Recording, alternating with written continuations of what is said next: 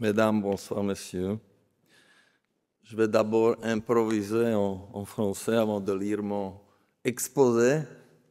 Je voudrais d'abord remercier Madame la Présidente Marine Le Pen et j'espère que Thibault va passer le message et exprimer ma solidarité avec elle.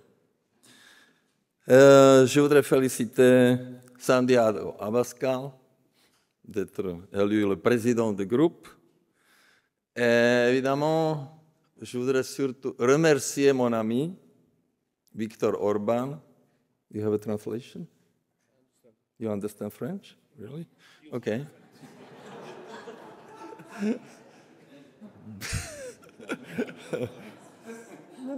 I will wait for you. It's very important. Victor is my friend, and he is really, for me, the biggest example in politics. Victor a été élu 4 fois Premier ministre. 4 fois. Et puis, il était aussi un symbole de la révolution de la Hongrie contre le communisme. J'ai beaucoup appris de Victor. Ce projet, je pense qu'il y a beaucoup d'énergie que Victor a investi dans ce projet. Il faut le remercier parce que je pense que c'est lui la force motrice de ce projet. Et il a...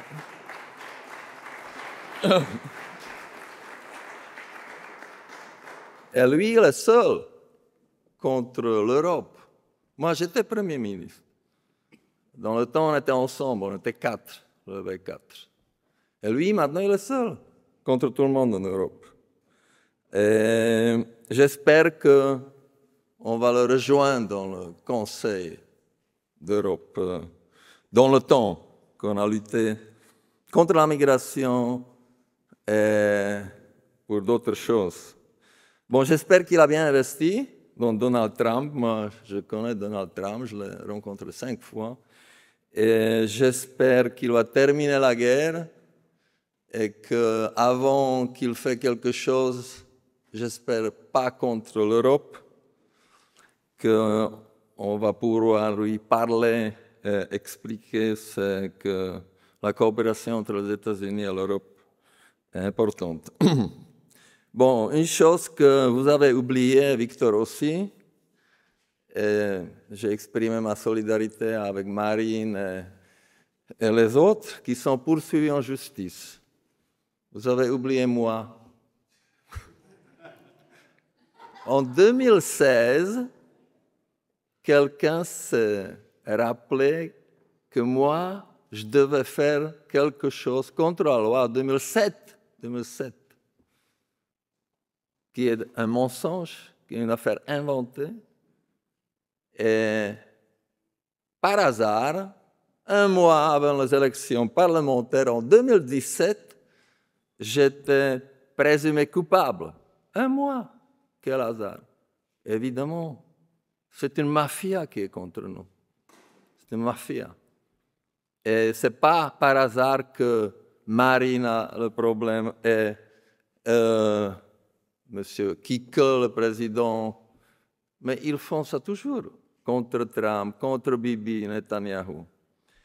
Et ça dure, une affaire inventée déjà, ça dure combien? Ça fait 17 ans. So, ladies and gentlemen, esteemed patriots for Europe, thank you for this opportunity to address such a dedicated assembly.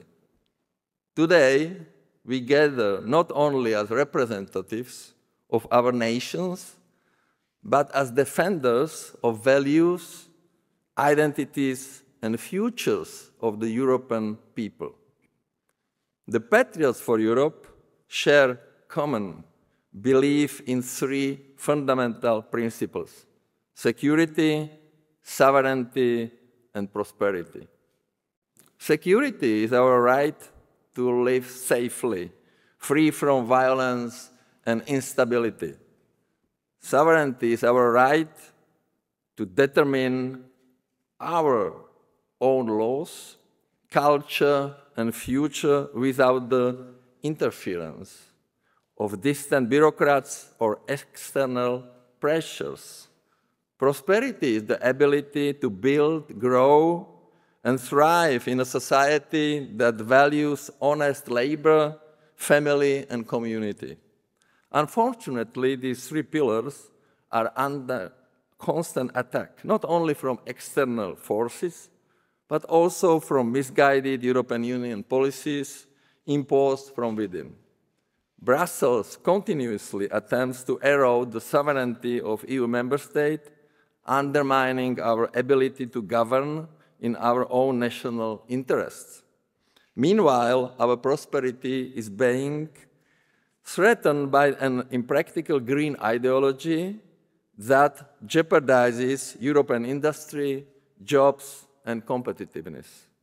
But the most immediate danger comes from unchecked illegal migration, driven and institutionalized by the European Pact on Migration and Asylum, which threatens the security, sovereignty, and prosperity of Europe as a whole.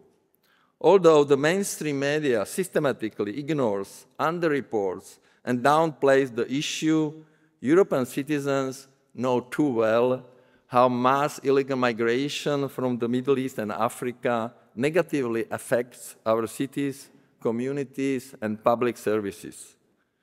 It jeopardizes the survival of our nations and cultures, as we can witness across Western Europe.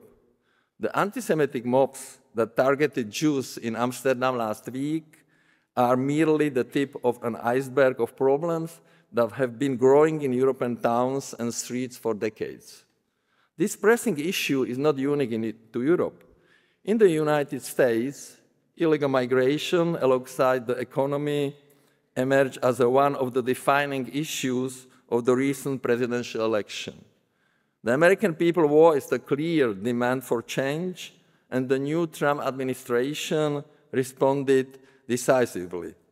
It has laid out plans for stricter immigration policies, mass deportation of illegal aliens, stronger borders, and firm measures to restore law, order, and security. But while the United States pursues policies that reinforce border security and defend national sovereignty, Europe is moving in the opposite direction with its migration pact. The European Pact on Migration and Asylum doesn't solve the migration problem. Instead, it makes it worse. This pact opens the door to a new influx of hundreds of thousands of illegal immigrants.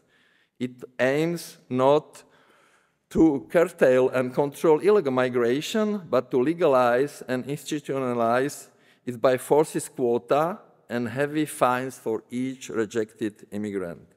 The Migration Pact addresses none of most pressing issues. It fails to ensure external border protection, lacks an effective return policy, does nothing to combat smuggling networks, and falls short on cooperation with countries of the origin or transit. I believe the question doesn't stand whether to opt out from the EU Migration Pact. I believe that the European Pact on Migration and Asylum is in its current form must be scrapped. We need a clear and comprehensive strategy to protect our borders, secure our societies, and restore control over who enters and who stays in our countries and in Europe. To effectively address migration, Europe must first secure and monitor its external borders, treating illegal entry as a criminal offense to deter crossings.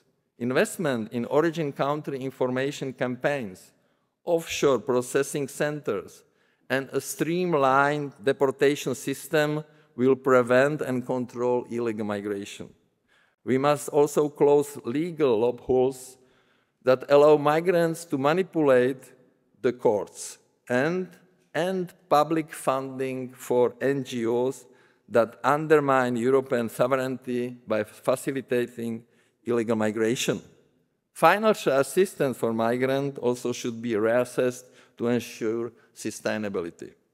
Most importantly, I believe that Europe must prioritize redirecting funds from the impractical and ill-conceived Green Deal towards reinforcing border security and supporting native families.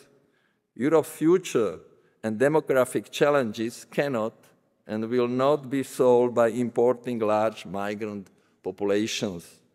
The real sustainable solution lies in policies that encourage higher birth rates among our own citizens through family subsidies, affordable housing, accessible childcare, and incentives that make family life viable for European parents.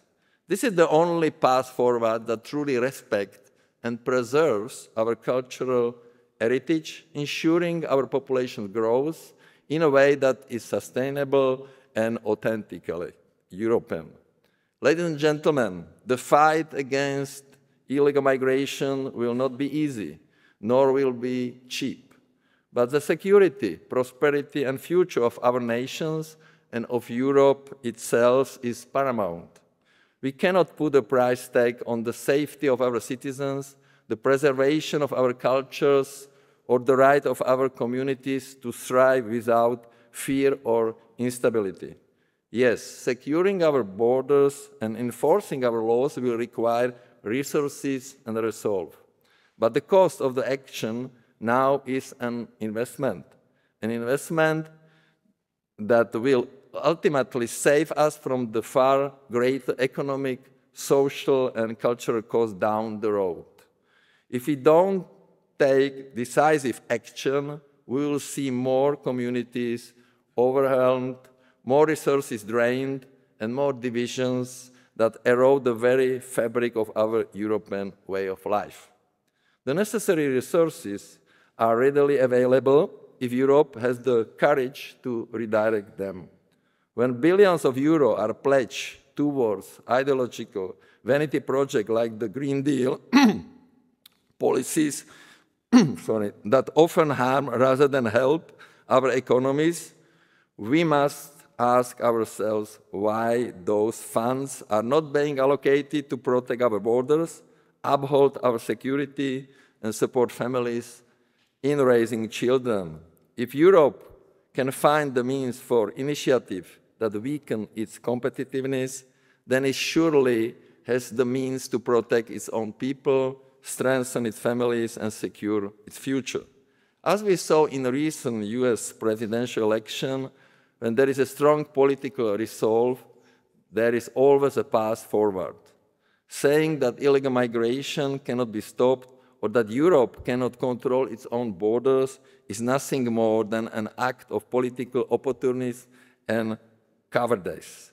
The protection of Europe is not only possible, it is essential. We must have the courage to do what is right, to take the difficult but necessary action to preserve our societies. Addressing illegal migration may demand difficult decisions, but it is what must be done if we are to preserve Europe, the European Union, and the very essence of the European project. We owe this to our citizens, to our children, and to the future of Europe. Thank you very much for your attention.